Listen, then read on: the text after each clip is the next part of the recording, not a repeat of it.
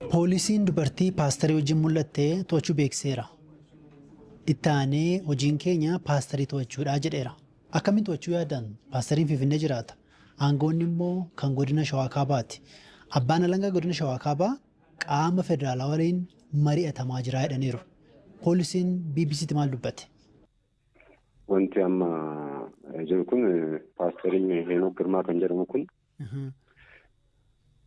maqaa biyya Salaalee kan jedhamu gootaannii fi amantiidhaan kan beekame arrabseedha jechuudha. Akka keenyatti intallis naannoo kana waan jirtuuf kalee to'annaa jala oolchineerra. Kan isaa immoo Keenno ከሰላሌ አገሩ የጠንቋይ አገር የመተተኛ እና ከዚህ በፊት መስክሬ ነበር። አረ ስለ አረቄ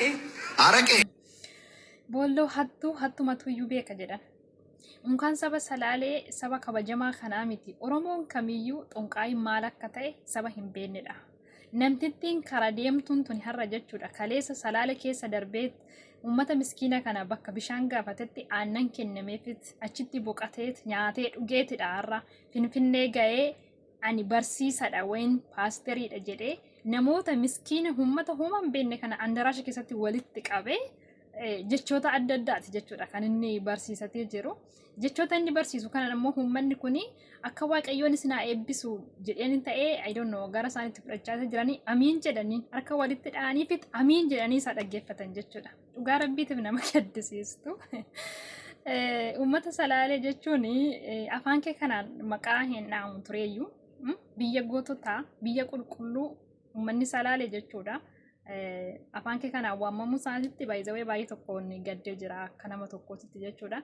Kanas ta'e sanis isa afaan keetiin dubbate tan ammoo gadi jetteeti kanatti harraabbattu jechuudha. Biyyittiin seera qabdi, heera qabdi.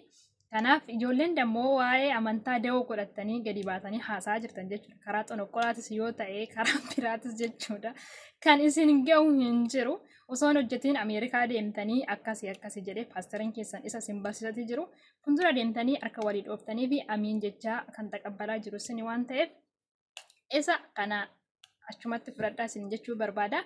Please viidiyoo kiyya almeeqa viidiyoo hojjedhee tan kanan tiiktookii jala gubaatti jiru koppii liinkii naaf godhaa sheerii godhaa. ውድ ኢትዮጵያውያን ስፔሻሊ የፍቼ ሰላሌ አካባቢ አንተ የሆንክ ጅላጅል ሆዳም ደግሞ ከመቼ ነው አሜሪካ ሄድከው? ኧረ እባክህ አሁን በዚህ ሰውን ለማሳለፍ አሜሪካ ሄጄ የሌለ ሀገር መሰለ እንዴ? አንተ ዶንቆሮ ጭንቅላት ቢኖርክ እኮ ያን አትናገርም ነበር እኮ ጭንቅላት ስለሌለ ደግሞ አንተ ፓስተር ተብሎ ለአገልግሎት አሜሪካ ተጠራ። ኧረ እባክህ ተው።